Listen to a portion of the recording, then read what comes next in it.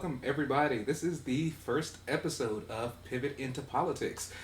This show is just about engaging with individuals who live in Maryland's 5th District because we're trying to get a feel of, how their lives are going, their struggles, their successes, and we really just want to see what the people on the ground need.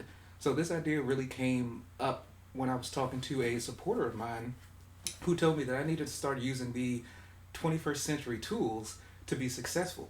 And since I can't physically make it across the entire district and talk to every single person, I figured we'd be able to start bringing people in, sitting them down, having a nice candid conversation about what they need, and then we could start sharing that video around. So, yeah, right now, my name is Rashad Lloyd. I'm running for Congress in the 5th District, and my special guest of the day is Nitara Jefferson.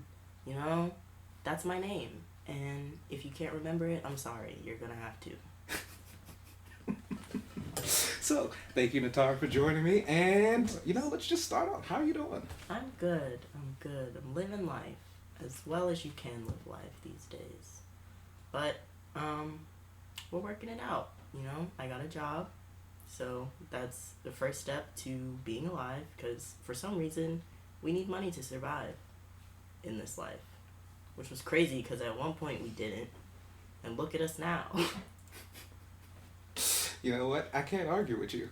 There was a period of time where humans did just live off of the fat of the land. And, if there was a couple people around that also had to do it, we just figured it out. We didn't be like, I'm going to need them rocks before I can give you this piece of meat. Actually, I wonder about that because from what I remember in the Flintstones, they used to trade, sand dollars. Just rocks? I don't even... At some point, we just decided, I need something else. Not, another thing that's gonna, help me, but just something. Something. I know, a piece of paper, probably, maybe? Some metal? Something. Bless the government. Bless it. So, you mentioned you're working. Do you want to tell anybody what you do? Do you enjoy your job? I do. Really? Do. This is the first time in my working life that I've enjoyed my job. Ooh. Crazy. I'm on job number 6 now. I started working when I was 16. Wow. But I work with dogs. I work at a kennel. Oh, puppies. I love animals. I've always loved animals. I used to want to be a vet when I was younger. Not quite something I think I want to do now, mainly because vet school is expensive. Loans are expensive. And I would not like to be in debt for a very long period of time because that's just not how I want to live. There's a lot of other things I want to do with my money. The little bit that I make for what I do. But other than that, it's good. It's good. It's a very fulfilling job. I get to kind of go and I'm basically there to play with dogs, make sure they don't die while they're in my care, but I just get to play with other people's dogs for 8 hours every day, and it's the best thing I've ever been paid to do. Oh my God, that sounds like a dream come true. It can be. When it gets busy, it's a little different, but it's still very interesting. It's very... Your day is never going to be the same, because you never have the same dogs twice, so it really is a very... it works your mind in a way that you wouldn't really think you'd need to work it, but it's sort of like taking care of a baby almost. But it's this thing that I have to keep alive that can't really communicate back to me what it needs, and somehow through this gibberish communication I figure it out. It's your intuition kicking in. Yeah, you don't have to learn the language, but just getting a nice little baseline is a great start. So, one question along those terms. So, big dogs or small dogs?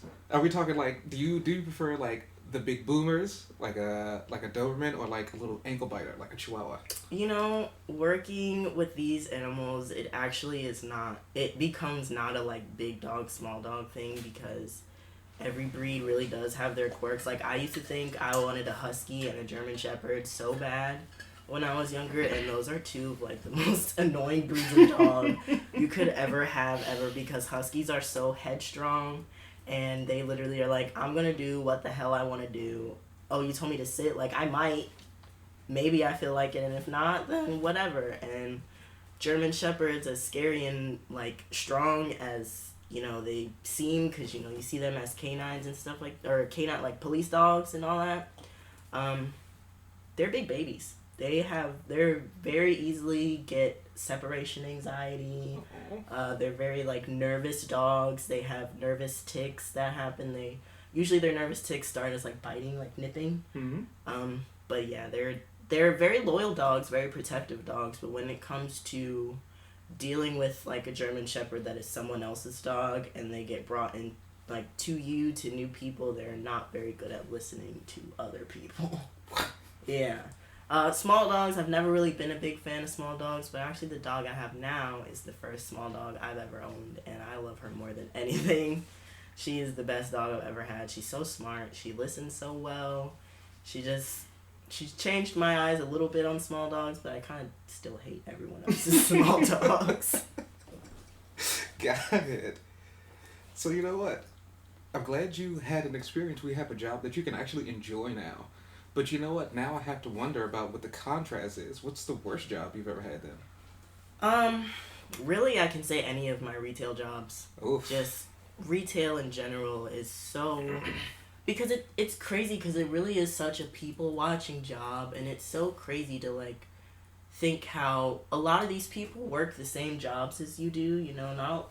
A lot of these customers aren't like big, I'm going working a 9 to 5 and all this. It's just other people that probably work across the street, but they walk into the store and they switch off and they forget like how to communicate with other people and how to be, like you could be in a store, the store's crowded and there's just this one person that thinks the line is just too long for me,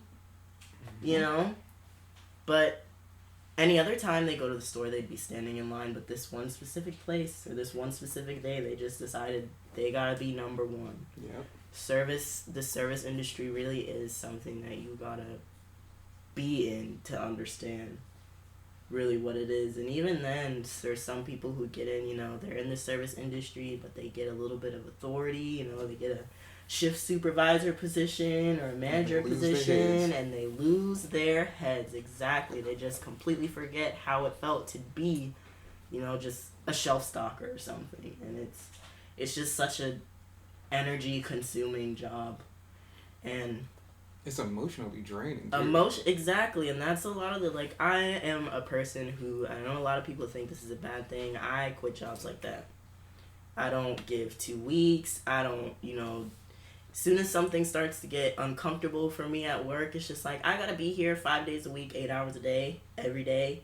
I would like to at least like being here for that long. And when I'm coming in here and getting, I'm crying when I leave work, or I'm pissed off my entire shift, it's not gone. worth it. I leave because I have enough going on in my own personal life and at home, and so many things I could be using my mental energy on. That's not a job that pays me pennies for something that, if I wasn't there, wouldn't be getting done. Right. So it's a very... I know some people are like super anti that, because Nah, I wouldn't ever bother with that. And what did I saw it on Twitter just the other day, and it hit me in the head. It's like, hey, you don't get a 2-week notice when they fire you. So if you need to go for you should always take care of yourself first, because I can tell you this from spending years in retail management. That was my thing, from Safeway, CVS, Toys R Us, 7-Eleven. Let me tell you what, when you're gone, all we do is find another person to replace you. Like that. Like that. My last job, I worked at another veterinary hospital, and I worked at the dog boarding section of it. And on my first week, the woman that was the manager there, it was like my 3rd or 4th day of work, and they walked in, they let her come to work. She worked all the way in Baltimore, by the way. I live in Laurel. She drove all the way from Baltimore to Laurel, got clocked in, got set up, and they took her into the office and fired her. Yep. And then hired someone else maybe like a month after that. And that's only because they decided they were going to be picky about the next person. But in all honesty, that place was not employee-oriented at all. It was it used to be a family-owned company, and then it became corporate, and the corporate started bleeding into the building, and it just didn't stop, and it got worse and worse and worse. Wow. Yeah, man. I can tell you some stories about retail for sure. One popped into my head when you were talking earlier about, customers coming in and almost forgetting that the people they're talking to are also human. When I was working at Toys R Us, right as we were in the middle of that whole bankruptcy thing, Hmm. I had a guy come in. Now, with the bankruptcy rules, the long and short of it is what the bankruptcy court values items at and what we put on sign, that's what it is. It's not like any other time where if you see an item marked incorrectly, they would do a price adjustment, or you see something in the wrong spot, someone may do a price adjustment. No, the bankruptcy judge, doop, set the price, and that was it. So, guy, he's like, hey, I found this like Hot Wheels motor car in the wrong section, and it was bringing up like $150, and he was like, well, it was in a section that had to say at 99, and I was like, the cashier was working was like, I'm sorry, sir, we can't change the prices Like we're because we're physically in the middle of unable to bankruptcy. do that. So I mean, this guy's like yelling at this poor girl. And so she calls me up speaker. She's like, this guy's yelling at me. I'm like, give me a second. Don't even let her finish. Zoom downstairs. Because I'm already pissed that somebody's in one of my stores yelling at somebody who's just trying to do their job. So I jump down there and I'm like, so what's the problem, sir? He tells me, hey, this item's in the wrong place. Blah, blah, blah. I want it marked down at this price. So I let him know, hey, you can't do that right now. Bankruptcy rules. Sorry. Nothing we can do about it. And he was like, well, it doesn't make any sense. I want it to be this $99. And I'm like, no. Oh, it Just makes flat out. sense. It No. makes perfect sense. You just can't do that. Either like it really is. It's really so crazy, especially just certain places that give customers a lot of leeway too, and then Oh, he wanted to take it too far, though. So let me tell you how far he took it. When I told him, I was like, hey, you have to understand, if she even were to take it upon herself and edit this price, it would cause her to lose her job immediately. And you know what he said? He's like, well, the company's going out of business. She's going to lose her job anyway. And I was like, wow, all right, we're done talking. Get out. absolutely I not. didn't sell him literally anything. I was like, get out. And he was like, well, you know what? I'm going to call corporate. And I laughed directly in his face. And I gave him the number to corporate because you know what's funny? The corporate office was already shut down. So the line Did you just just rang say, "Are we out. going out of business?" I mean, they just. I don't know what it is. What it is there some like chemical or spray or something they put in the air when people come to shop? I don't know. Or do you become immune to it when you get hired? Like I don't understand what it is. How people are just such interesting creatures.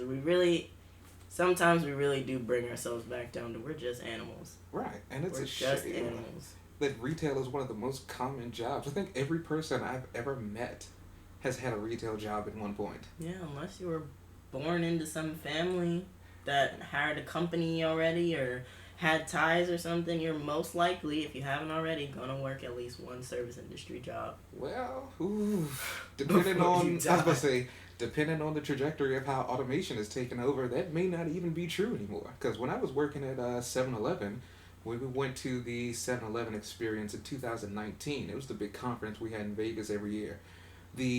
One of the key highlights they rolled out was a cashierless store.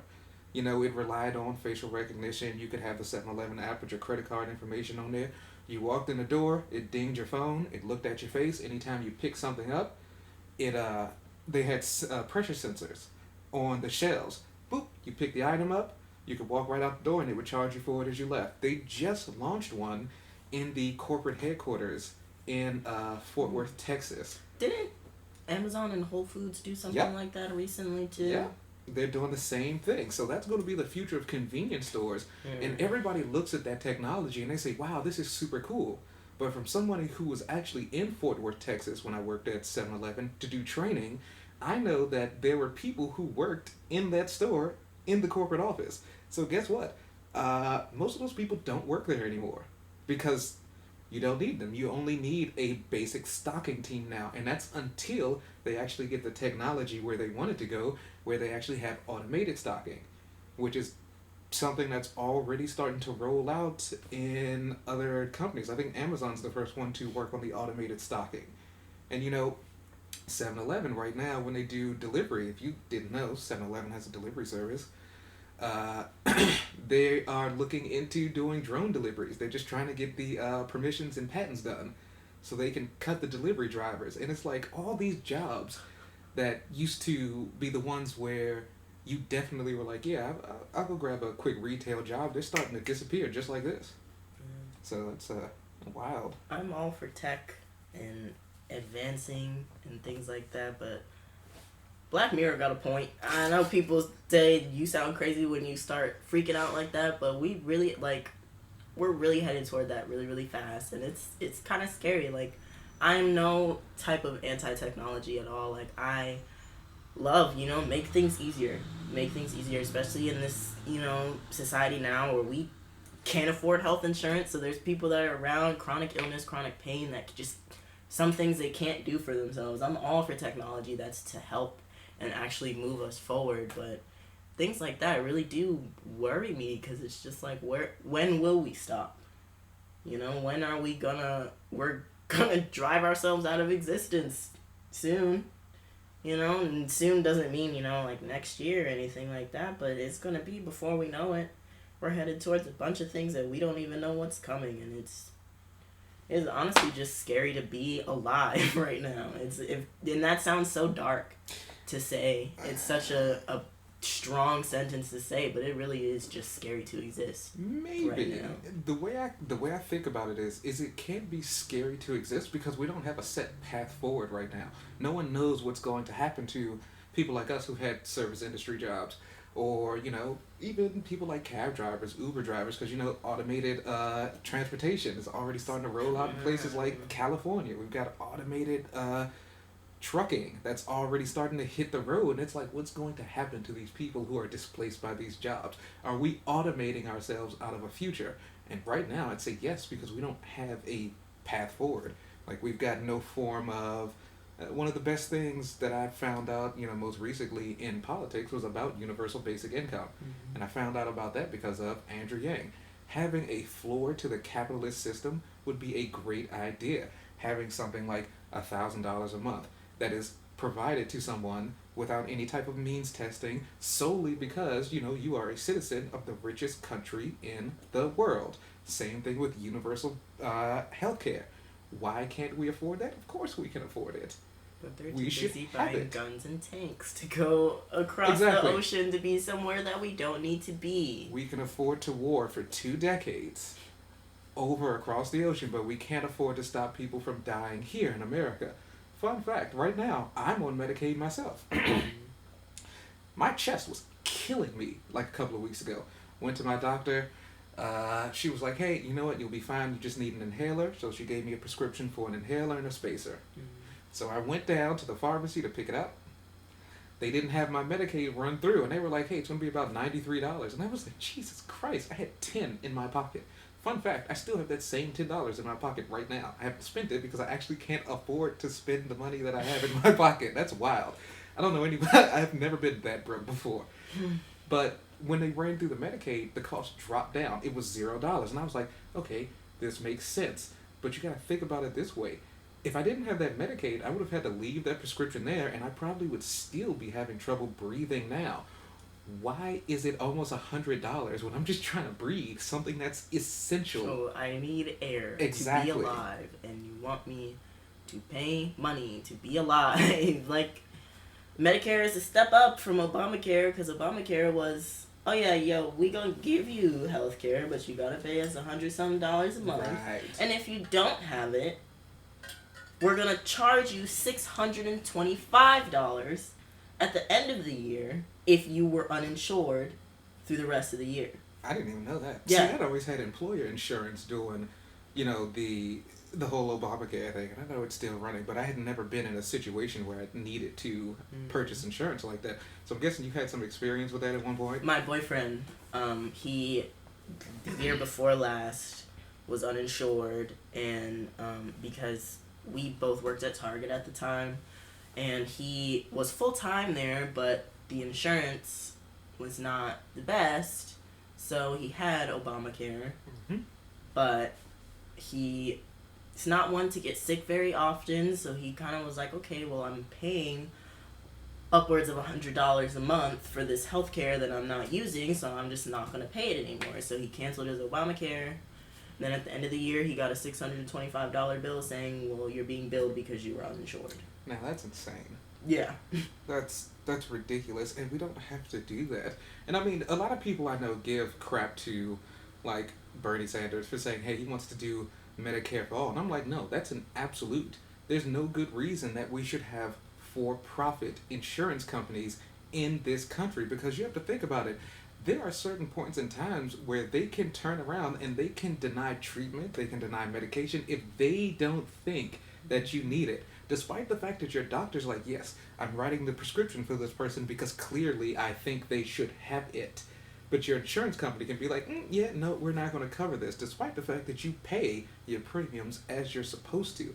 It makes no sense. You know, one of the big things about the Affordable Care Act was to stop insurance companies from rejecting people for having pre-existing conditions. And I mean, the for-profit insurance industry is basically like, hey, give us your money, maybe we'll let you live. Possibly, if we feel like it. If. It's gotta be a good day. Depends on our profit margins this year. It's so money is just like, it's crazy to me. I'm so anti-money. Like, if I could just live and be broke, I so would. I wouldn't buy anything, and that sucks for me because I'm a shopaholic. Like, I love going shopping. Everyone, and I don't feel like people should feel bad about wanting material things because it's fine to want stuff, but you know, like Valentine's Day, for example, this year, I went on a complete tirade to everyone about Valentine's Day and Christmas, because for me, I don't want a gift from you that I have to worry about, can you eat dinner tonight? Because you felt like you had to buy me a gift. All of these holidays are here to get us, our minds tricked into conforming to this mass capitalism, mass materialism, mass consumerism, and it's so crazy because people feed into it so easily. And Valentine's Day was just a Friday this year. Like, for me, I just went to work and came home, you know? But it's crazy to watch people just spaz and stress about, I gotta spend money. I gotta spend money, but why? Why? Because everyone else is doing it? Because someone told you it's Christmas and you have to get someone something? Someone told you it's Valentine's Day, you have to get someone something? I feel like if you're a person who you feel like you need something because it's this day, like, it's time to look, like, inside yourself, like, what is it about other people spending money on you that brings you joy, and are there other things that can bring you joy? You, like, people really take for granted the things that they have, you know? Like, I don't have an iPhone. I've never had an iPhone. I've had one iPhone. I had the 3G. Oh, wow. I had, like, one of the first few, and that was when the whole Apple versus Android thing was really kicking off. Like, everyone... Yeah, that's nonsense. Everyone has, like, if you don't have an Apple phone, like, this, and this, and this, and this. But most of the people who have iPhones aren't eating dinner. Why? Because you just had to have... First of all, you had an iPhone 7 that still worked fine, perfectly fine, but you got dragged into everyone else telling you, oh, you only have a 7. Why does it matter? My phone still works. And there you go. You spend, okay, well, this next phone is $800. This next phone is $850. This next phone is $1,000. Oh, well, I'll just connect it to my phone contract. Suddenly, you're getting $457 phone bills that you can't afford because you just had to have the new shiny toy. The new shiny toy when the one that you had worked perfectly fine. I'm so against being pulled into it's a hive mind, basically. Yeah. And you know what? There's a lot of unintentional, well, not unintentional, because they're definitely intended. You know, people don't see the back end of what consumerism does. So think about two holidays in particular. Black Friday. Think about how many retail workers have to get up from their Thanksgiving table and go to work. Go straight to exactly. work. Yep, because we want to open stores so people can go and buy things that they don't need. Exactly. Don't need. You walk into the store on Black Friday, say, okay, I'm going to go get a toaster because I need a toaster. Okay, you need one. But you come in there and you see, oh, well, that TV is only $300 and it's normally $600. It's such a great deal. And then, you know, you think about I read before, and I don't know how true this is, but most of the sale prices that we see are basically the actual intended price of the item. The cost of the actual cost of the good. Yeah. Like what the retailer purchases it. Sometimes I haven't seen them go down that low, but they get pretty close to the actual cost of good. Yeah. So that generally happens, and then sometimes with retailers, well, you really got to watch out. And I can tell you this again from spending 10 years in the industry. Sometimes those sales aren't really sales at all because they actually will jack up the price the week before and then lower it exactly the next week and call it a sale. And it's like, no, it's really not. Mm-hmm. But it's going to seem like I'm picking on Toys R Us a lot. Maybe I kind of am because, I got the job there and 9 months later they went out of business. So that was kind of a bummer. But during the Christmas season I worked, right after Black Friday and leading all the way up until past January, they made all the managers work 6 days a week. They took one of our days off and they were like, hey, you have to work 6 days a week to prep for the holiday season. And it was like, wow. Granted, now I will say they did turn around and they gave us a week of PTO that we could use starting in like January, but actually it was before Black Friday. So we're talking about 2 months of working like 6 days straight, which is exhausting, especially when the hours of operation were starting to get longer and longer. They would move from like 9 or 10 a.m. to we'd start opening earlier, and we'd start staying open until 2, 3 a.m. or 24 hours heading up into Christmas. It's like, it's extremely easy to burn people out like that, and no one thinks about that. It's always, hey, I just need to come in and buy stuff because we're so conditioned to consume during those holidays. Consume. And I love, if you love holidays like that, great, fine, do what you do, but I really am working to try to just get people to mindfully, if you're going to be a consumer, be a mindful consumer. Do your research, especially, buying big things like TVs and huge purchases over a couple $100. It's just like, really look at your options. Like, don't just buy the first thing that you see because you need it. Take time and see, like, what do I need out of this product? Will I use this product if I buy it? Video games are another thing. It's kind of just like people buy them, and you have so many people, me included, we're just like, I've got stacks and stacks of games, half of which I haven't even opened. I just wanted them, and I've been conditioned, Steam sale pops up, and I'm just like, oh shit, 90% off, 70% off, those are big numbers, so I should take this chance while I have it, when really, it's like, I really didn't need this at all. I didn't want to buy it before, but I only want to buy it now because it costs less. So, do you think that's something right there? Because it just popped into my head while we were talking. Do you think we should start teaching people, budgeting and spending in school? Definitely. Because, especially, I would have loved to learn things like that. But the mitochondria is the powerhouse of the cell. Yeah.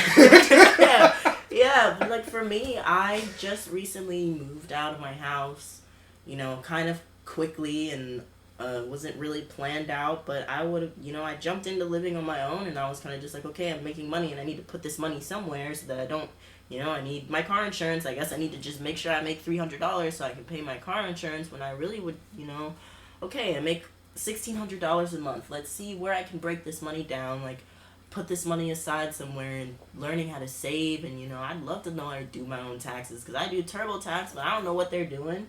And for me to know what they're doing, they're asking to take money from me. Mm-hmm. It's like, okay, you can do it for free and we'll just do it for you, or you can give us an extra $60 out of your tax return and we'll let you know everything we've done. Ooh, let me hit you up to something that I just found out this year after I filed my taxes. Because I was looking into, tax brackets for corporations and stuff, and it took me to the IRS's website. Mm-hmm. And they actually have a section over there where they're like, hey, we'll give you everything you need to file your taxes for completely free, state and federal. And I was like, what? Wow. How is there a whole paid industry based on helping people file their taxes when there are resources out there from the actual government that nobody knows about? It's like suppressed information. You see a TurboTax ad, yeah, you'll see those on YouTube, you'll see them on TV. You never see an ad from the IRS saying, hey, come, we'll help you do your taxes for free. We'll let you know how to do this on your own so that you don't have to keep going through this and spending all this to get get some money back from us, yeah, but you gotta take some more out of your pockets before you get what you deserve back. Exactly. And you know what? A fun thing, one of another things that like really was attractive about Andrew Yang running for president, he was like, tax season makes no sense. He was like, the IRS already has all the information from you they need to process your taxes automatically. And he was like, I want to make tax day a holiday. It'll be a federal holiday. It's something we can celebrate. The IRS will do all the work for you. You get your refund. And then at the end of it, you can even go in and decide where 1% of the money that you paid in taxes, what program you wanted to actually fund. So, you know, you could turn around and actually say, hey, you know what, I want 1% of my taxes to go fund the education department because we need a stronger education department for our children in the future. I love ideas like that because they just break the mold on what we've been doing. It makes no sense that we have to file taxes. It's true. They've already got all the information. They know when where you we sign work. that paper, you get your job and you sign your W-2s and all that stuff. That's there and it's sitting there and they're gathering all that information until they wait for you to take all that paperwork back out and type in all of it again, or make sure that you have all your paperwork, number one, you know, and we know this is confusing, but if you forgot something, we'll arrest you. You're going to fucking prison.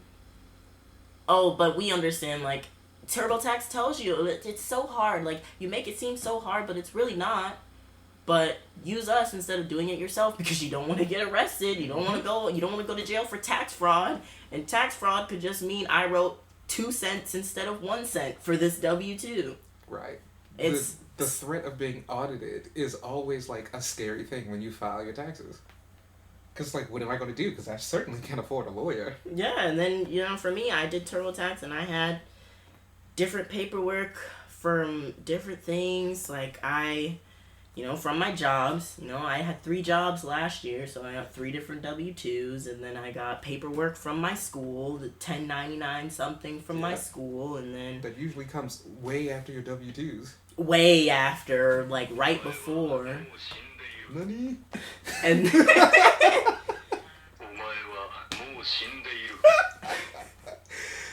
Okay, that's enough of that. And then,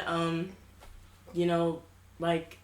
I don't know if you were on Twitter for that whole thing last year where it was a joke to, like, oh, we're gonna get the sex workers in trouble for not doing their taxes, not filing all the money they got, and I do sex work too, and, I got a paperwork from one of my websites, and I'm just like, okay, this is a tax paper, but what do I do with it? Mm-hmm. I'm scrolling through TurboTax, I'm like, I don't see a number that matches the number on this paper, so what do I do with this paper? So now I'm sitting, waiting, like, okay, I didn't do anything with this paper, but... Let's hope that wasn't anything I needed to input because I wasn't prompted to. Going back to this whole, like, technology thing, we rely so much on these pieces of equipment, that they tell you, oh, they can do anything, they can do everything, all you gotta do is press a button. Mm-hmm. When a lot of this stuff is stuff that we were doing before. Like, again, I'm not anti-technology, but I really feel like people have fallen out of using their hands. Doing things themselves, I'm just going to send it to this person and wait for them to do it, or I'm just going to put it in my phone and hope that my phone can do it, and there's just so many things that, and we should use the internet to learn. Like, for me, YouTube is my teacher. I dropped out of college very early. I did a year and a half, and... my 3rd semester, I literally was just like, fuck this shit. Like, I'm coming to this building. I'm sobbing my eyes out every day. I don't want to be here. I owe them $8,000 for a year and a half. 15 credits. Didn't learn anything. Started a culinary career, and a culinary degree, and I did 1 culinary class in the 3 semesters that I was there. And I just... dropped out. I was like, I got the textbook, everything else, all I have to do is read it. I don't need to be in this room with this person who probably knows maybe not that much more than I do, because where I was going, I went to PG Community College, and the year that I started, they had just redone the culinary program. Like, they had just built the new building and all of that, but with that, they got a whole new set of teachers, a whole new curriculum, and in my Culinary 100 class, they changed the syllabus 4 times before the semester was over. Oh. Yeah. So I'd come in, I'd miss a class because I'm like, okay, the syllabus says this, so I'm just do it at home. Come in and they're like, no, we did this instead last week. And I'm like, bro, what? So what? Yeah, they were like, yeah, they just I think what it was they wanted, so there were 4 blocks for that class: Monday morning, Monday night, Wednesday morning, Wednesday night, and they wanted all 4 blocks to be on the same chapter at the same time. So they were just like, okay, well, they're 2 sections behind, so we're just gonna move this part over here so they can catch up with everyone else, and then we're just not gonna do these other 2 parts. And I was like, y'all are, you gotta figure it out, because I'm paying you a lot of fucking money. My first semester doing actual culinary work, I used up the entirety of my financial aid. Wow. And they gave me $2,700. Wow. Yeah, and I used the entire, like, every single cent. I think when I got my return back, I sent them, I always send my returns back, but I think that time I only gave them maybe like $20 back. Jesus. Yeah, and that was for books, classes. There was a required uniform for the culinary program. There was a required knife set that you had to buy that was $170. The uniform was like $70. The textbook for that culinary class was $300. All of my books for that semester were almost $600 in total. See, that's one of the things about college that chaps my ass. Why exactly are we charging students for the required material? If one. I'm paying for the class, that amount of money should be for everything that I need. Absolutely. To be here until the end of the semester. You want me to give you $374 just to have a spot in the class, and then another $300 to have the required books for the class, and then half the time, the professors don't even use the books. My biology class, we didn't use the textbook at all. He used a completely different textbook. And then was like, well, you can just use the PowerPoints. And then the PowerPoints weren't talking about everything that our workbook was having. Why? Because they didn't use the textbook that went with the workbook. So I spent a bunch of money on, basically, I used one book, a workbook. And they were like, oh, yeah, you can just go to the library. And then the book that they had listed for that class didn't go with the workbook that I bought. Just a big, big scam. And some of that was influenced by family stuff, because my father's side of the family was very adamant, like, I graduated high school and they were like, you gotta go to college now or you're never gonna do anything with yourself, like, all this shit. Mind you, my dad went to UMD for his first year of college, got a full ride, and blew it in his first semester. But when it was time for me to go to school, he was like, okay, go, but yeah, put your loans in your name. But he was the one that was like dying, like, you gotta go. And even now, every time I see him is, so what's going on with school? What are you doing with school? What's this with that with school? What's going on with, are you helping me with the $8,000 something that I owe them? The place that you so badly wanted me to go, that I don't like that mindset, because really college is not the way. Like, you can make your way in college if that's what you want to do, if that's really the way that you want to build your life. But, I'm managing at my job now, and I have no veterinary school background, nothing. And yet here I am, taking care of these animals and being in charge of everyone else who's taking care of them. Like, college really is not the way. And even for me, like, the free college thing, the free community college thing that was supposed to happen here, they first said it was supposed to be for everybody, and then it turned into, oh, well, only if you graduated high school within the last 2 years, and then they said, oh, well, only if you graduated high school within the last 2 years, and also you fall underneath this payment, or like this income thing. Yep. So it was all well and good until they added the income thing, and then all of a sudden, oh, your dad makes too much, so you still gotta pay. But free community college for everybody in Maryland.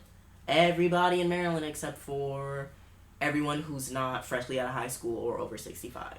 Right. We shouldn't be means testing people's educations, especially when you go on websites like Indeed and you're looking for entry level jobs and they tell you, hey, you need a bachelor's degree. Yeah, and it's bachelor's. Like, whoa. Oh, you need an associate's. Oh, you need this certificate. Oh, you need.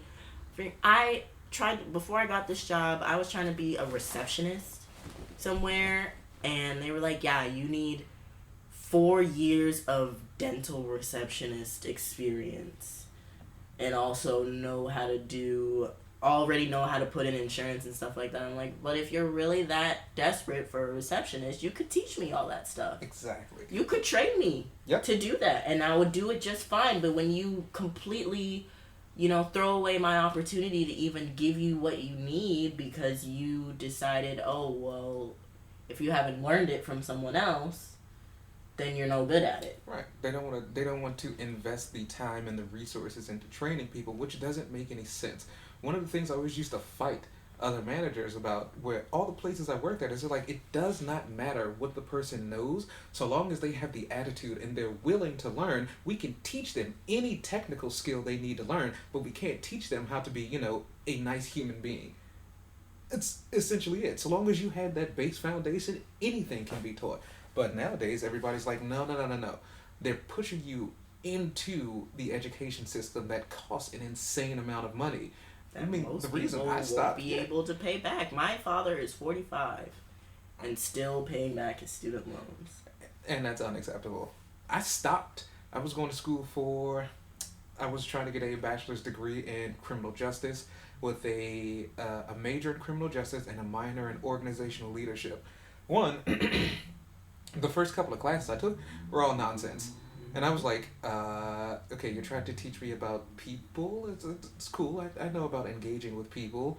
A bunch of sociology courses. I'm not trying to necessarily knock them, but I am trying to knock them at the same time because it was a waste of time. Mm-hmm. And stuff like English, trying to test and see if I knew how to write. And I was like, obviously, if I've made it to college, I can read and write. Why do you need? I've been taking English for the last 8 years, from kindergarten to 12th grade. AP English, mind you. But now, we gotta assess it again. Yeah, you can read, but can you, read? Yeah, you can do math, but can you do math? Yeah, I know you're not working with numbers once you get out of here, but we need you to take these 3 math classes that have nothing to do with what you're doing. Oh, you're going to be an art major? Great. We need you to take 3 biology classes, 2 math classes, a social science. Mind you, all of this before you get to your art classes, right. By the way. These are prereqs. You can't do anything else until you finish these things. My first year in college 2 of my classes didn't even give me credits because they were both remedial. Oof. And that's how you discourage people from wanting to actually finish it. They're going to school. They're already like, hey, you know what? I'm reconciling with the fact that I'm about to put myself in a massive amount of debt to try and follow my passion. And then you beat them down with shit that they have no interest in the beginning. And it's like, wow, really? And you wonder why people turn around and they're like, you know what, I'm done with this. Yeah. Like me. Who I was like, I realized there was going to be no return on investment for what I was doing because the field I wanted to get into was law enforcement. And I was looking around at the jobs and I was like, this degree is probably going to cost me $35,000, $40,000. Entry level, I'd be coming in making somewhere like 50 to 60, maybe. I was like, what's going on here? This doesn't add up very well. I'm gonna be paying this off. It doesn't. Yeah, until the day I die.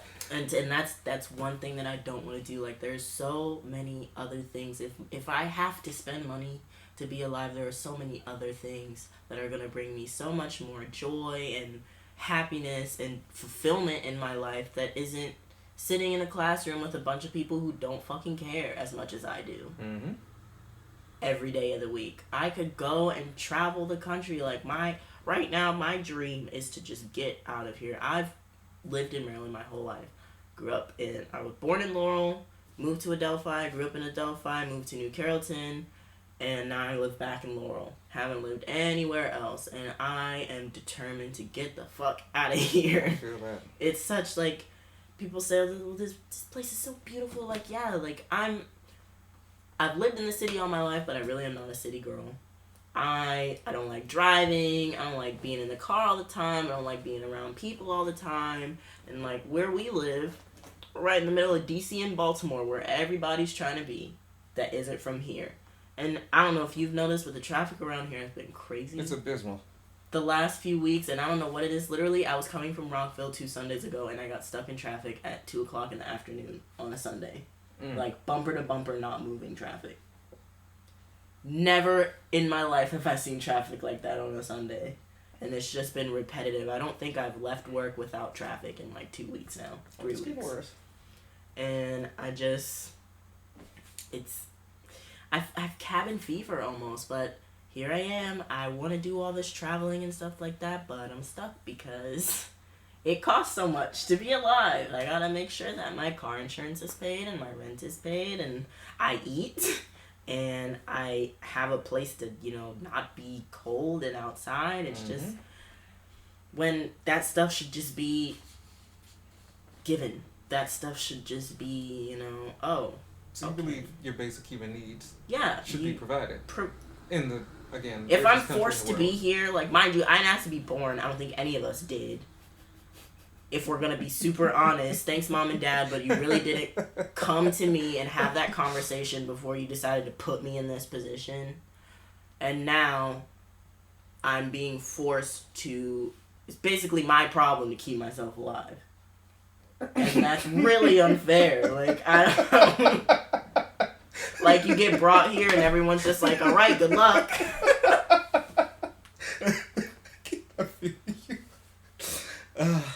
So, on that note, I want to switch gears for one quick second.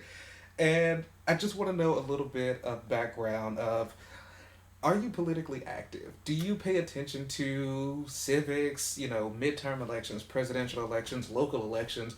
What is your engagement level when it comes to politics? So I can very honestly say I haven't really been a political person until very recently because I've made myself intentionally unaware of these things because, you watch the news and you listen to these people talk and it really is just like, who are you talking to? I've never felt inclined to engage in politics because politicians are not talking to regular old people. They're talking to the people that are on their level. Fuck everyone else who all of this stuff, affects it. They're poor. Like, they don't matter. But politics, especially now, because politics has turned so much into really getting into people's personal lives, like going back into the sex work thing. Like, I don't feel safe doing the thing that I do to make money to be alive because there's so many people out here trying to criminalize me about something that really doesn't affect them in the long run. Like, it really is. Or things like, the trans stuff that we're going through right now. Like, really, what does it do to you that someone is living the way that they feel comfortable living?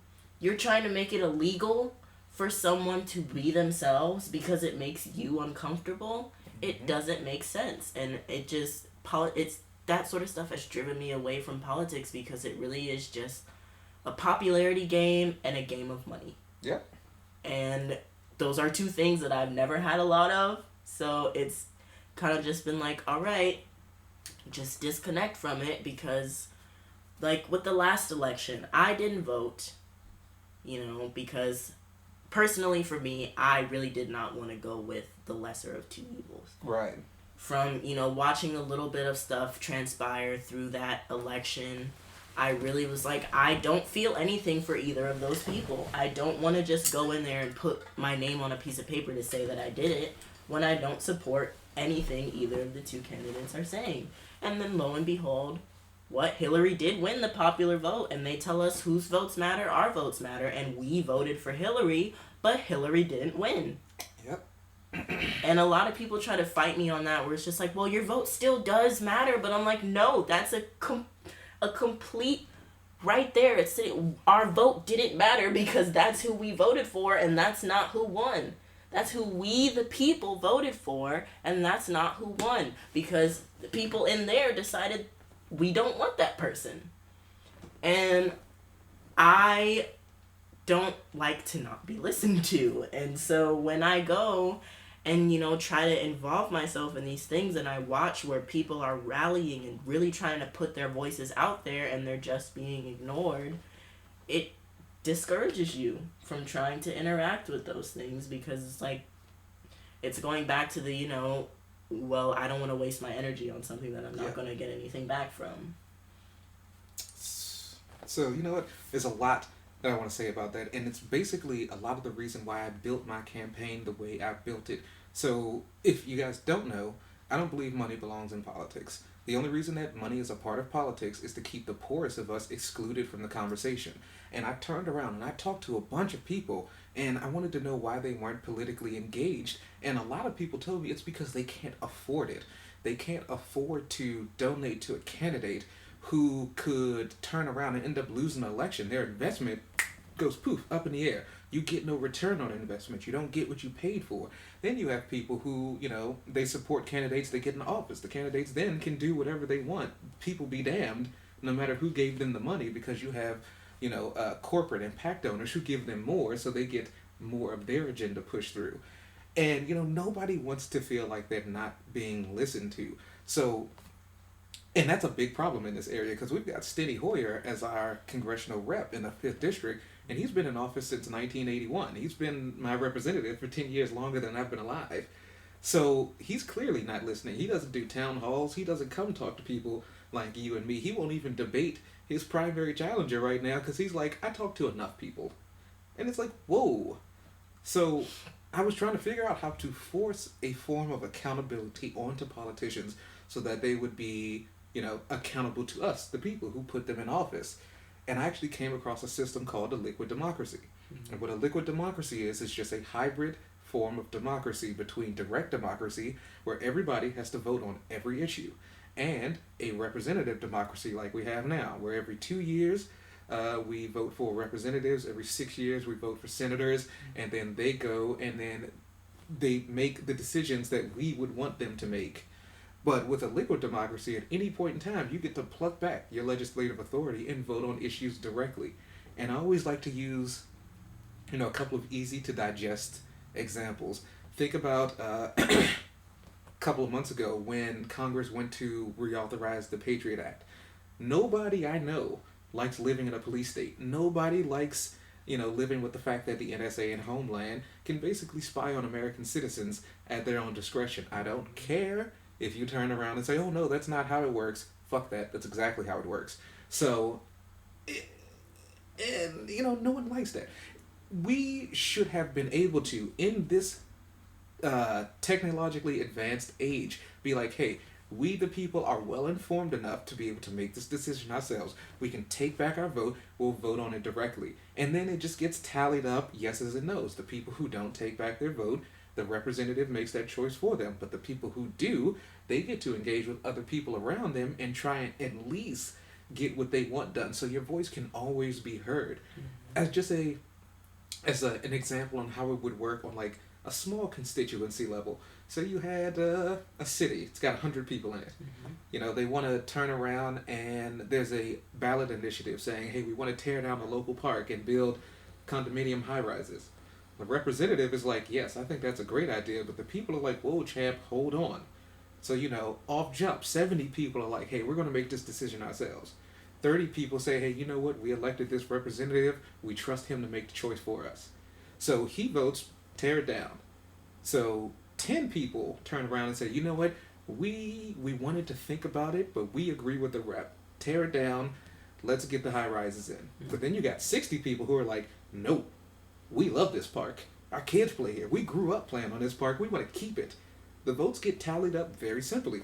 60-40. The people who took back their authority now override what the representative want to do. He now has to vote the way they say it, which means that we always have a fighting chance to make sure that our will be done, not the representatives. So that's the kind of system. It's the whole reason that I'm running my campaign, to bring a system that puts power directly in the hands of people like you who are like, hey, I'm tired of being ignored. Because that's exactly what I was. I'm tired of being ignored. It's it's a weird, especially now with, you know, the We're internet. in the future. Yeah, we're in This the is the future. future. We have the internet and still TV and newspapers and just everything that kind of get in your head and make you unsure. And that's what it is. It's trying to make you Propaganda. unsure. Yeah, it's that's what it is. Fox News, MSNBC, Fear, propaganda. like the fear mongering Absolutely. and the I really just for a minute I wanted to get into advertising. When I was planning to go to Salisbury, I was going to do a communications major with an art minor because I really would like to move us in a way where we are just literally being honest. I wanted to try and create something around honest advertising and really, if you want to tell me something, if you have this product, then you should be confident enough in your product to just tell me what it does. You know, don't fluff it up. Don't, fake it and, oh, well, it does this and then, well, it does do that, but here's the catch when you could just, find... There's so many words in our language, and a bastard language it is, but there's still so many words and phrases and combinations of those words that you can use to get your point across while being honest and still, trying to sway people, because that's what advertising is, whether you like it or not. You're trying to sway people to the yes or the no side, and most of the time it's yes. Mm-hmm. So when you can do that while still being true and honest to not only yourself, because I would assume that creators of things have their own personal morals, and when you become corporate and sucked into that, money, Yes.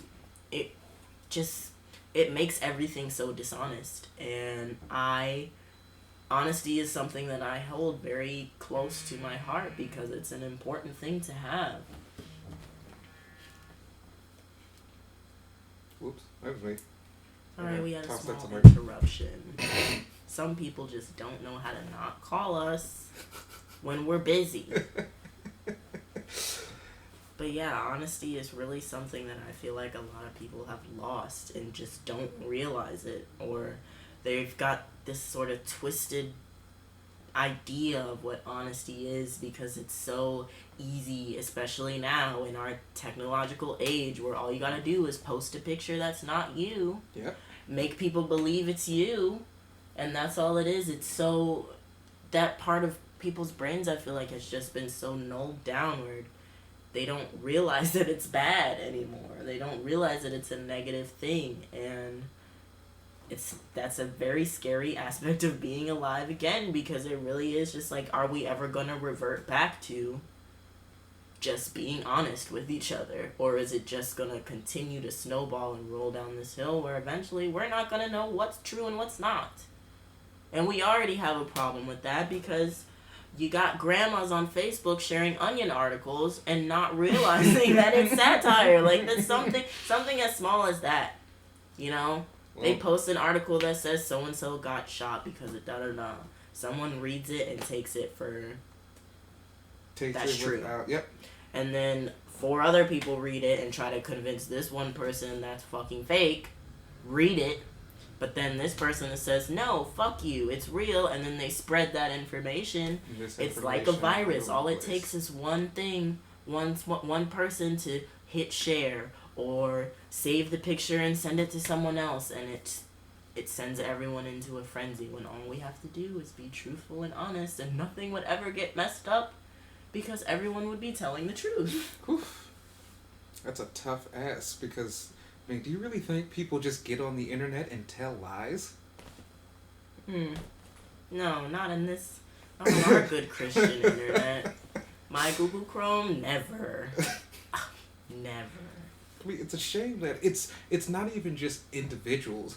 One of the big hubbubs about Facebook, especially in election cycles, is the fact that they let people post false political ads. They spread propaganda and they do it for profit. And that's like, it's degrading our democracy, honestly. Yeah. And they don't care because they're able to make money off of it. So honestly, you know what? To your point about honesty in advertising, I think that social media platforms should be held liable for spreading lies, Oh, definitely. especially when it comes to lies not only about politics, but definitely in a political cycle. Yeah, most definitely. Because all it takes, like, again, everything is so accessible now. So all it takes is for someone to say, hey, I want to sponsor this Instagram ad. And then they do it. And now it's on billions and billions of people's phones with no real yes or no, is this real or is this fake? Well, we don't know. They just gave us money to put Yep. this in your face. Now, they should definitely be held accountable, but there should also be some ownership on individuals as well. You know, one of my favorite satirical Facebook groups, I want to say, is things that I could have Googled for $500, Alex. Sometimes you just have to double check for yourself. Just take everything with a grain of salt, look into it just a tad bit more before we start jumping on every bandwagon. You know, that's it. Granted, again, these companies should be held responsible first, but people at the end, they should also, research just a tad bit more. That's what I'm saying. So, you know what? I think I've got a bunch of information from you. So now we come to the most important question that I could ever ask anybody who sits on this couch or anybody I interact with Okay, as a part of my campaign. And that's, if you had your way, if you had your choice, what would you want from the government to make your life better? How could we best put the government's resources to work for you? Just really using the money that we have. It's this whole conversation with constantly, well, when we talk about we want free college and we want, money for, if I'm unemployed, like I still need to live, I'm asking for a little bit of unemployment, but you make me go through this Means backwards ass maze to try to get just enough to feed myself every day, to just put the money. But then they turn around and tell us, oh, well, we're bankrupt. Oh, well, we're in debt. We can't afford that because we're in debt. But yeah, we know they're at war. That doesn't matter. We did just buy them 5,000 more guns. That doesn't matter. We're in debt. But you still gotta go to college because we want you to, and you can't just lay around and be a lazy bum because now you're using our tax money. But just to use the resources that we have to actually move ourselves forward and keep ourselves, like, why are we over there worried about what the fuck they're doing in the Middle East? They were fine minding their fucking business, and we had to do like colonizers have done and go and check it out. We're just gonna get in the boat and check it out. Christopher Columbus said, I'm gonna hop in the boat and go check out India. Rolled up, wasn't even in India, and then decided, well, I guess since we're here, but he probably had a whole bunch of shit going on back in Spain that he could have used all that money and boat and food for.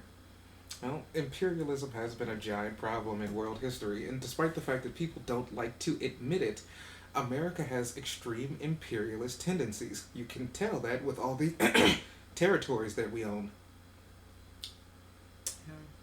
And I love the conversation about how, this is completely off topic, but just I love, because I had this conversation with someone the other day. They want me to forget that black people were slaves.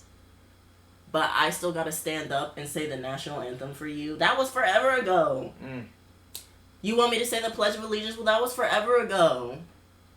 But I can't, but I can't talk about how, yes, I don't believe that all white people are bad. Because it's not true. But there were a lot of bad white people. So no, I'm not gonna forget that. I'm not telling you to say sorry about it. I'm not telling you to be up like, give me reparations and all that shit. Like, no, but I do want people to be a little less naive about it, because it is still something that affects, like, no, I didn't go through slavery, I didn't go through segregation, I didn't go through all of that, but the actions of the people who did go through that, causing it, are still affecting me now. Something as simple as I can't get a job somewhere because I put African American on my application. They pick my application up and go, ugh. So little things like that. And it's just, I want I really want everyone to understand we are all we have. You know, there's a lot of people in this world, but we are all we have, because once people are gone, that's it. Like, we're just fucking done. Like, there's a lot of animals that have gone extinct, and we are not immune to that. Yeah. We're still just animals, low key and high key. So it just is really about, if we are gonna be this one nation, this one people, to act like it. And the government supposedly being the people who are supposed to take care of us as this one people, this one unit, to actually be that. Because right now the government is a deadbeat ass dad. And I'm not with it. I'm not with it, and I never will be. I feel that. So, now that we've got that tangent, by the way, it was great. It was great. So, back to that question. What exactly would you want? And I get the big picture, but do you have anything specifically in mind that you would like to see the government's resources directed to that would help you, directly? Now, just a couple of examples of things that we've talked on. One, the cost of education. Because I know you said you didn't want to go into debt. Yes, going to vet school. Free college, because I love to learn. I love to intake information, and I would love to be able to do any and everything I want. And if college is going to be something that's going to keep being pushed as a necessity in this life, then again, that falls into basic needs if you make it a basic need.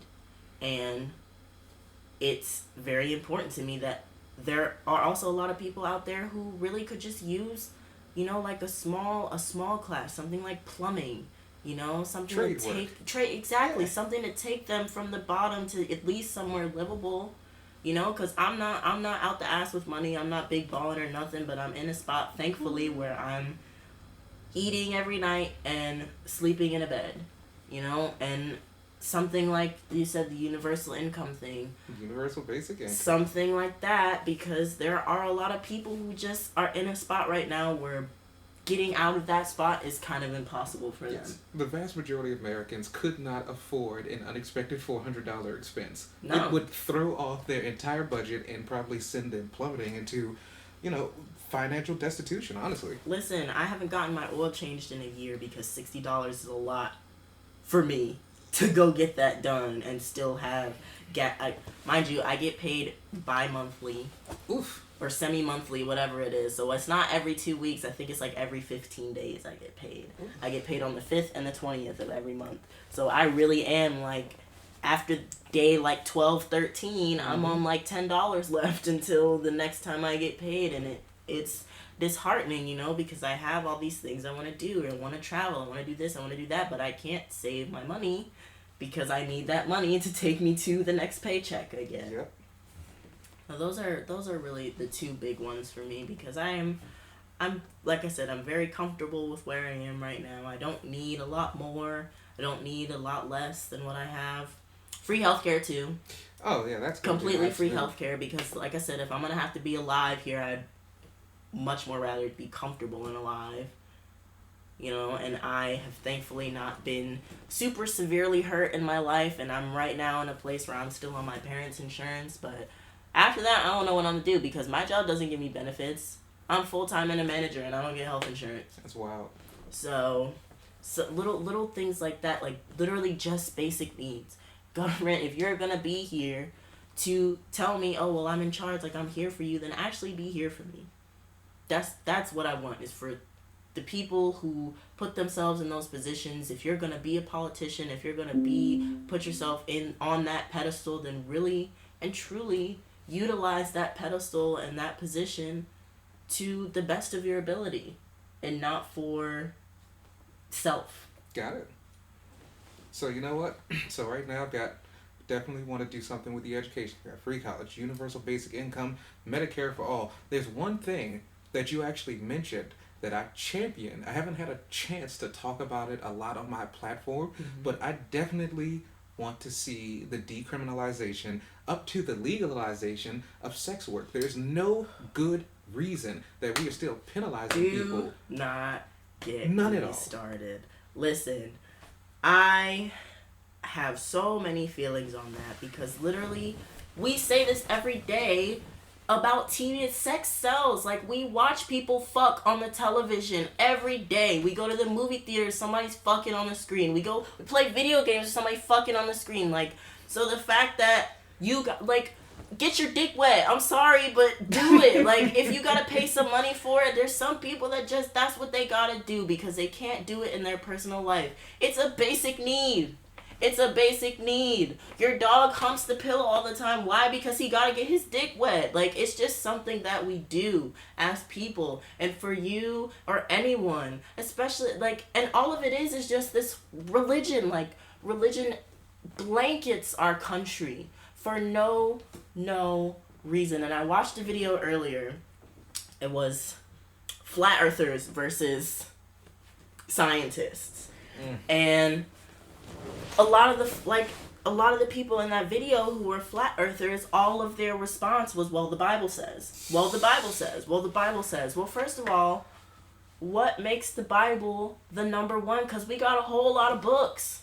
We got a whole lot of fucking books. You want to know what the Book of Mormon says? It says black people are black because God filled them with sin. If you agree with that, cool. Not really, but cool. Do you? But there's a lot of books that say a lot of things in this life. And for people to say, oh, well, God said premarital sex is wrong. Who the fuck is God? I haven't even seen the nigga. Like, it's crazy. It's so crazy to me. So something as simple as, I just want to fuck for, like, I'll give you $50. Can you suck my dick? Like, why are you worried about what I'm doing in the bedroom? Mm-hmm. And that should be none of the government's concerns. And this is actually coming from someone who is religious, who is Christian, who's raised that way. But guess what? At the end of the day, it's very simple. You are you are protected by your faith. Your path to heaven is supposed to be by acknowledging and understanding Jesus. But you know what? That's your individual path. I should not be pushing my religion onto anyone else. I should not be wanting to criminalize someone for doing sex work because my religion does not permit me to like that logically in my head. It just doesn't make any sense. Guess you what? shouldn't be pushing it on someone else. If These you don't people like should be it, allowed. don't do it. There you go. Plain and simple. That's it. If you don't want to pay someone to fuck, then don't. Exactly. Wait till you get a girlfriend. Wait till you get a wife. Go bonkers. But don't worry about what I'm doing in my room. Regardless, am I taking pictures? Am I sucking dick? Like, whatever I'm doing, mind your own. Mind your own. That's all it is. Guess what? Sex work is criminal, but you got everyone rapping and talking. Oh, anyone really? We just go into the strip club to chill. Well, what is that? I'm still shaking my ass for money. Mm-hmm. You can't touch me, not that much, but I'm still shaking my ass for money. So what makes a difference if I shake my ass with no clothes on? Like, it's really just a mind your business thing. Government don't want us minding theirs, so guess what? Mind yours. That's all it is. And there's so many, there's a lot of people, even people that I know, where that's their sole income. Like, they're paying all their bills off of that shit. And if people want to support them, then let them do. We buy porn. And it's the same thing. Mm-hmm. It's the same thing. We're watching other people do what they do. Now, if I want to pay to do it myself, then cool. Go ahead. Everyone's got their own business. That's why all of us watch porn in incognito mode. Like, we don't want anyone in our business. So why? Why would it be that, first of all, let's give this example. Okay. Someone's turning tricks outside. You want to call it that. They go, they get their dude, they have their fun, whatever. But she goes to jail. Why? Well, we caught you having sex with a guy. Well, if he didn't give me that $50, you'd mind your business. If he didn't cash at me, if he didn't swipe his card, it would have been no problem. But now you're worried because I've gained? But you want me to get a job, you want me to be a respectable person and be in society and have money and do all this stuff, but you want to give me limitations on how I can be that. It doesn't add up. You get one or the other, you don't get both. Yep. And, I hear this a lot online, and it's something I truly believe. Sex work is work. Workers deserve the same rights to work a shitty job that everybody else does, and they deserve protection for it. You know what? With legalization would come, of course, a couple of things. Regulation. Regulations are generally put in place to help protect workers. Exactly, and that would make, because they like to use the argument of, well, you guys would stop getting raped if you wouldn't go and have sex for money, or That's a bad argument. That's a horrible argument, and I can't stand hearing people make it. It infuriates me.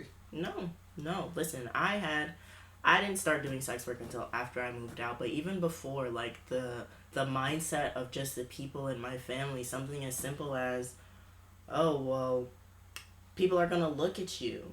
You know, you're wearing something. What you're wearing is too tight. What you're wearing is too short. You're gonna entice them. What is entice who? If you're looking at me like that and I'm outside, you got a problem. There's a problem there. If you can't control yourself because I'm showing a little thigh, that's a problem you have, and you need to talk to somebody about it. I can't help you with it, but it's a problem. So I shouldn't have to regulate myself to keep other people from doing stuff that they just shouldn't be doing. Absolutely. No one should be forcing anyone to do anything, especially sex. So that train of thought is forgiving to the aggressor. You know, well, he wouldn't have done it if you didn't do this. I was minding my fucking business, walking down the street. He was minding his business too till I came around. Mm-hmm. So if he doesn't have self-control, what does that say about him? But it's my fault. Got you. Which is, going to our conversation before we started recording about Bernie, that's why I'm a little skeptical on him. I'm a little, because he talks the talk, he walks the walk, but when you get to little stuff like that, like, other people may not know that he said stuff like that, but he voted against the protection of sex workers. He voted against SESTA and FOSTA, which were two things put into place to keep, basically not to decriminalize it, but pretty close to that, to keep sex workers safe from being, you know, punished for doing what they do. And Bernie thought that was just we don't need that. But here we are. We have him in this position, and it's like, if you can vote against something like that, what else will you vote against? You know, to keep people safe. You're here to tell us, I'm here to make sure everything goes okay. And if you can't find it in yourself, you know, fuck your personal values at that point, because you're not thinking about just yourself in a position like that. You are thinking for everyone. So little things like that make me very uneasy to just, you know, hop to, okay, well, you said a few things that I like, you know, you're okay with gay people, you're okay with this, you're okay with that, but that's another part of being a human. Mm-hmm.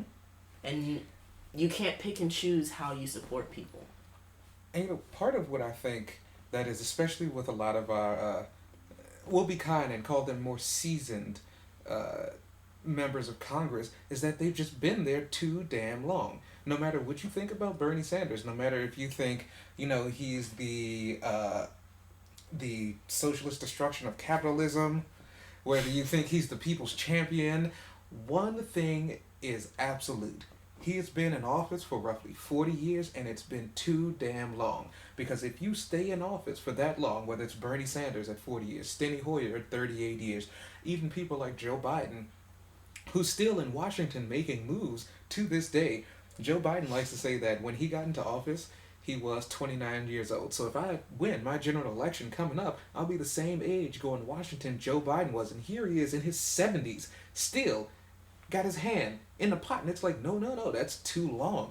Because if you can stay in office for that long, how many good ideas, how many new ideas, fresh perspectives are you suppressing because you're holding on to that seat? It could be that Bernie Sanders straight up just doesn't believe that sex workers should have those rights. Maybe it's a condition of how he was brought up. Who knows? I personally don't care about what he thinks about it. All I care about is what the people on the ground think about it, and we need to be able to get those ideas up. And in order to get them up, we need term limits in Congress and term limits in the Supreme Court. Which I never understood why we didn't, because we have limits for the president. The president can only be in office for 4 years, and he can only run twice. Mm-hmm. We should just be replacing all of them when we replace the president. Because that makes the most sense. If we're bringing a brand new person in to control it all, why would we leave the rest of these people here to keep doing what the fuck they were doing? Ooh, that's an interesting idea. If we're gonna put limits on this one, we should put limits on it all. There's no reason why, okay, well, you can only be president for 8 years, but I'm sitting up in here chilling for 65. Like, it's imbalanced, and it's unnecessarily imbalanced. Mm-hmm. If we're gonna replace one, we clear out the whole thing. Yep. And just reset. And it can be even just the same limits. You can serve in Congress or in Senate for 4 years, and you can run again, and if you get voted again, then you can only do a second term. So I actually think there should be something kind of like this. You get one 12-year term, House and Senate. You get 12 years because you should be able to go in. You definitely still have to make connections with other representatives and senators to be able to get your legislation done. But in that 12-year period, if you fail, that's tough. You don't get to go back, and you don't get to go on making money, doing like political speeches, or you don't get to turn around and become a lobbyist because you now have these connections and you get to flood more money into Congress. No, not at all. You get your one in the House. If you get lucky and you get a Senate seat, cool. That's it. But after those two, you're out of there, champ. You're out of Washington. Mm-hmm. That's it.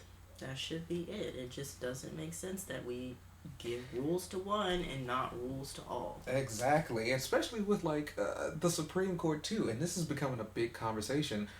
Just think about the last two Supreme Court justices from either a Democrat or a Republican president, Justice Sonia Sotomayor and Brett Kavanaugh. No matter what you think about them or their policies, their ability to interpret the law, one thing is clear. They do not deserve to judge the issues of my children's time at all. No. They don't. They should not have their seats for life.